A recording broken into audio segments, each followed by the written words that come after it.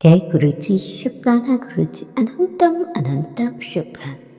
गुरुजी के चरणों में कोटि कोटि नमन। सारी संगत को जय गुरुजी। संगत जी,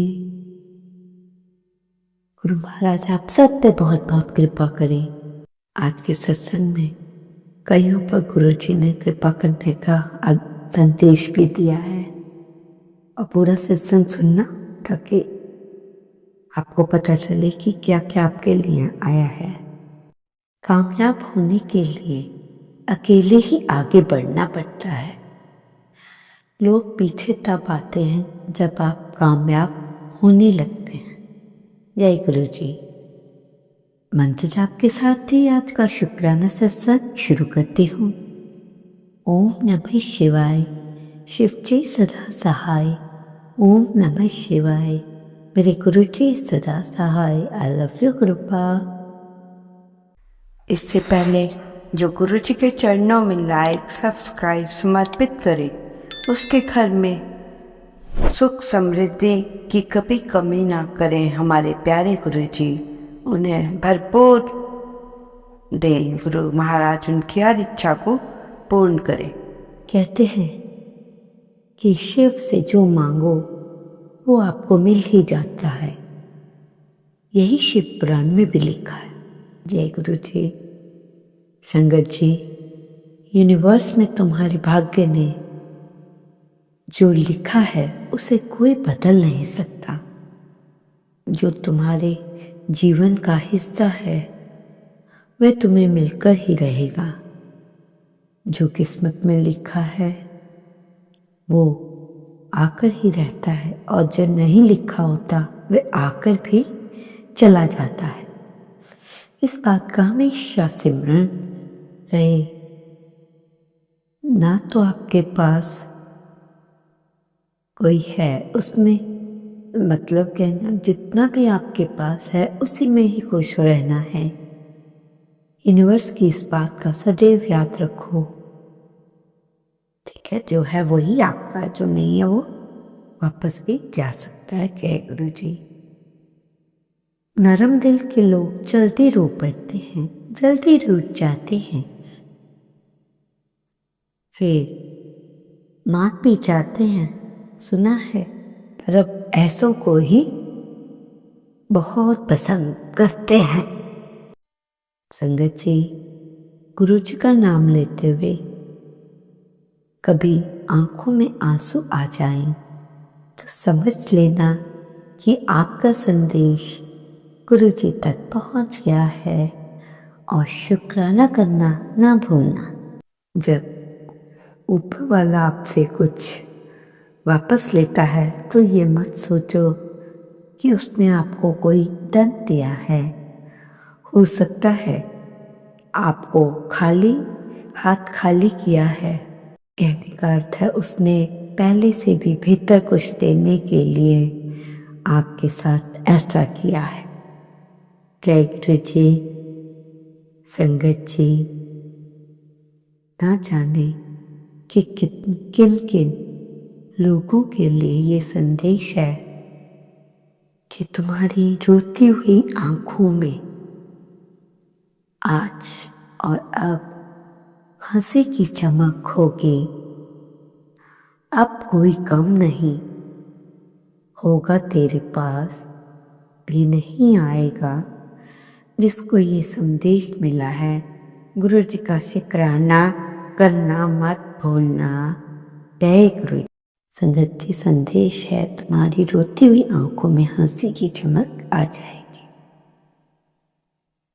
संगत जी, छोटा सा सत्संग है आंटी को जो कि बहुत ही प्यारा है और नई संगत को भी इस सत्संग से पता चलेगा कि एक आंटी जो लंगर में गई तो आंटी को लंगर प्रसाद इन सब के बारे में कुछ पता नहीं था।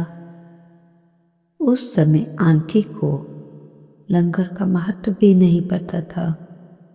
उस समय बहुत सारी रोटियां लंगर में थी। लंगर में से आंटी ने एक रोटी उठा ली और उन्होंने आंटी से जो बाकी रोटियां थी आंटी ने रोटियां वापस कर दी और जोर से थाली में रखी और ये कहा, मतलब आपको एक बात समझ नहीं आ रही होगी इस सत्संग में कि जो आंटी थी ना बच्चे, जो आंटी थी इस सत्संग में, वो पहली बार आए थे और वो लंगर जब कर रही थी, उन्हें कोई नियम का नहीं पता था। तो जब एक ही आंटी ने रोटी उठाई तो गुरुजी ने सारी रोटियां उठाई और प्लेट में जोर से रखी। उन्होंने आंटी से रोटियां वापस ले ली और जब प्लेट में रखी तो उन्हें गुरुजी ने कहा, take this, it is your medicine. उस समय आंटी ने बताया कि मेरा हीमोग्लोबिन 8 ग्राम है। तो गुरुजी ने कहा, नहीं, सिर्फ 6 ग्राम है, कोई फिक्र की बात नहीं है, 12 तक हो जाएगा। आंटी जैसे ही उठी तो गुरुजी ने आंटी मतलब जो बीच में आंटी खाना नहीं खा रही थी तो उनको कहा, खाओ। आंटी ने खाना वगैरह खा के जब वो घर गई तो अपने एचपी को चेक कराया तो आंटी का एचपी 11 पॉइंट कुछ था। यह है गुरुजी की माया। आंटी को डांट भी दिया, आंटी को ठीक भी कर दिया। और आज का संदेश, भगवान के अलावा आपका सगा कोई नहीं है और अपने मन की बात भी आप भगवान से ही करो, किसी दूसरे से मत करो। वो व्यक्ति कभी नहीं हारता जो भगवान से अपना दुख शेयर करता है, दुख सुख सभी। संगत जी, जब हम पर्वत की शिखर पर जाना चाहते हैं तो सारी खुशियां तब घटित होती हैं। कितनी प्यारी प्यारी बातें बताते हैं संगत जी, कितनी प्यारी बात है कि रुपए के पीछे इंसान भागता है, ईश्वर के पीछे भागा करो, रुपया खुद ब खुद आपके पीछे आ जाएगा। जय गुरु जी, जय गुरु जी। संगत जी, गुरु जी कहते हैं, आप सब टेंशन क्यों लेते हो, जितनी होती नहीं, जितना गलत आप सोचोगे वही होता है।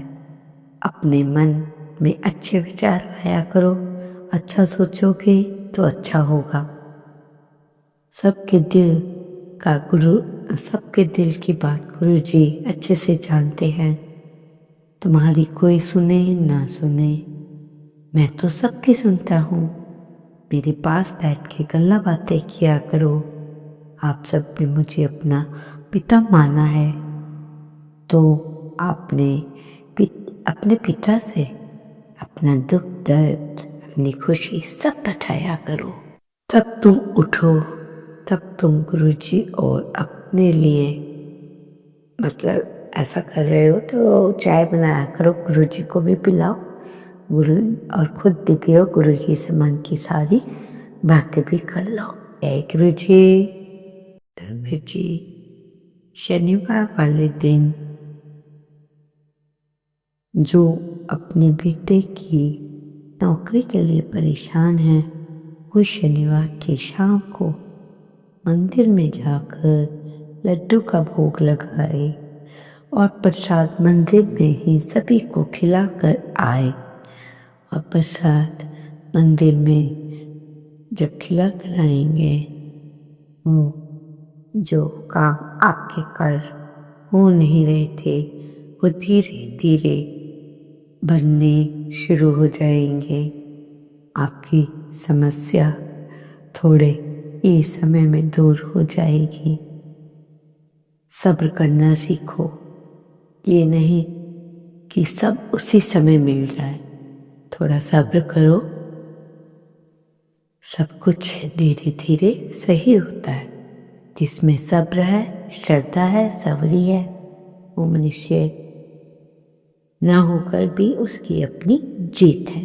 जिंदगी में लोग सबसे ज्यादा धन शोहरत मिले इसके पीछे भागते हैं। बच्चों, उनसे पूछो जो लोग अस्पतालों में जिंदगी और मौत की जंग लड़ रहे हैं और तो लोग हर वक्त ऐश आराम की जिंदगी मांगते हो, कभी उनके बारे में तुमने सोचा है? तुम लाखों करोड़ों से अच्छे हो जो तुम ऑफिस जा रहे हो, घर आ रहे हो, अपने सारे कार्य कर रहे हो और घर फैमिली के साथ बैठे हो। पर जो लोग इस कंडीशन में हॉस्पिटल्स वगैरह में हैं, उनके बारे में तुम्हारी क्या सोच है? जब तुम ये देखोगे कि वो बेचारे अपनी लाइफ से कैसे परेशान हैं, जिन्हें अपने घर अपने परिवार पर बैठने का काफ़ी समय से मौका ही नहीं मिला, सिर्फ बेड पर हैं, उनके बारे में भी तो सोचो ना। आप सब कुछ होने के बाद भी ऐसी ही जिंदगी मांगते हो, ऐशो आराम धन दौलत। ठीक है, ये सब भी चाहिए, इसके बिना कोई गुजारा नहीं, कोई नहीं पूछता। पर इतना भी मत भागो कि तुम भूल जाओ कि ये जिंदगी तुम्हें किस कार्य के लिए मिली है। तो संगत जी, आपको मेरी इस बात से बहुत कुछ समझ आया होगा। मेरी क्या, गुरु जी की कही भी बातों से जितने में है, जितना है उतने में सब्र करो। जब और समय और अच्छा होगा तो दुगना चौगना सब मिलेगा। वो कहने का अर्थ ये नहीं कि फालतू में ही उस धन को उड़ाओ जो दिया है, उससे किसी की मदद करना, किसी आश्रम में गरीबों को देना, देकर जताना नहीं। दी हुई चीज को जताओगे, इतना भी आपने लोगों के लिए करा होगा, आकर आप उसे लोगों में बताओगे आज तो मैं ये करके आया, आज मैंने गरीबों के लिए ये किया वो किया। इससे जो आपने सच्चे दिल से जो काम किया भी होगा उसमें वो बात नहीं रहेगी। इसलिए हर कार्य छुपा के गुप्तदान के रूप में करो। इवन पूजा पाठ भी, कि दूसरे को पता ही ना चले आप क्या करते हैं, कौन सी पूजा करते हैं। ये सब कार्य कहते पुराने लोग तो कहते थे खाने को भी अंदर बैठ के खाओ। आजकल तो फैशन हो गया है, धूप है, धूप में बैठ के खा रहे हैं लोग, आते जाते देख रहे हैं। तो ऐसा नहीं, खाना को हमेशा अंदर बैठ के मन ठंडे दिमाग से खाओ, अच्छी थॉट लाओ कि ये परमात्मा का प्रसाद है, मैं इसे खा रहा हूँ, इसके खाने से मेरे अंदर बहुत चेंज आएगी, कोई बीमारी भी होगी वो भी खत्म हो जाएगी। और अच्छा सोचो, अच्छा करो, जैसी फसल बोओगे वैसी ही फसल मिलेगी। इसलिए आप सबसे प्रार्थना है कि हमेशा खुश रहो, जितना है उसमें ही खुश रहो, क्योंकि जो आपने कमाना है वो परमानेंट तो है नहीं, यहीं का राज यहीं रह जाना है। कितने राजा, वीआईपीएस और ऐसे कितने लोग चले गए, पर वो भी साथ कुछ लेकर नहीं गए, खाली हाथ आए थे, खाली हाथ ही चले गए। अपनी योजनाएं उनकी यहीं की यहीं धरी रह गई, क्योंकि कमाने के चक्कर में उन्होंने पीछे मुड़कर नहीं देखा कि परिवार भी है, उनके साथ भी समय बिताना है। नहीं, बस यारी दोस्ती पैसा इनके पीछे भागते रहे। ना जाने ऊपर वाले का बुलावा कब आ जाए, आपका सब कुछ यही धरा रह जाएगा। क्योंकि ऊपर जाकर भी, मैंने पिछले सत्संग में भी बताया था, ऊपर जाकर भी परमात्मा को हमें हर चीज़ का हिसाब किताब देना पड़ता है। उसी के अनुसार हमें स्वर्ग या नरक में जगह मिलती है। संगत जी, तो अगर हमारी सोच ऊंची है, सकारात्मक है, छोटे लोग भी आपका सम्मान करेंगे, साथ साथ बड़े लोग भी आपका सम्मान करेंगे। संगत जी, आप सभी दोष को अगर दूर करना चाहते हैं तो ये 5 बातें मैं आपके सामने बताने जा रही हूँ और आशा है कि आप उन 5 बातों को बड़े ही ध्यान से सुनेंगे और वो कार्य आज से ही करना शुरू कर दें। उस कार्य करने में कोई खर्चा नहीं है, घर से ही वो काम आसानी से हो जाएगा और आपको काफ़ी बीमारियों, परेशानियों से भी, कला क्लेश से भी छुटकारा मिलेगा। एक तो कुत्ते को भोजन देने वाले दुर्घटना से बचते हैं। जय गुरु जी। मछली को दाना डालने से घर में कलेश से भी बचते हैं आप। जय गुरु जी। चिड़िया को दाना डालने से कभी दरिद्रता से नहीं जूझते। जय गुरु जी। गाय को भोजन कराने वाले सदैव संतुष्ट हो सुखी रहते हैं। जय गुरु जी। धर्म स्थल पर जल की व्यवस्था करने वाले कभी अशांत नहीं रहते। जय गुरु जी। इन 5 बातों को अपनी लाइफ में उतारना है और जल व्यवस्था करनी है लोगों के लिए।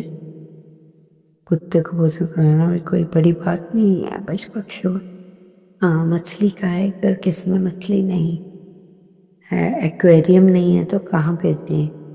जहाँ पर भी आपको मिल जाए तो आप वहाँ दाना डलवा दीजिए। हो सकता है तो वहाँ तक एक्वेरियम तक जहाँ रखे होते वहाँ तक आप पैसा देकर मछलियों के लिए दाना लेकर वहाँ तक पहुँचाइए।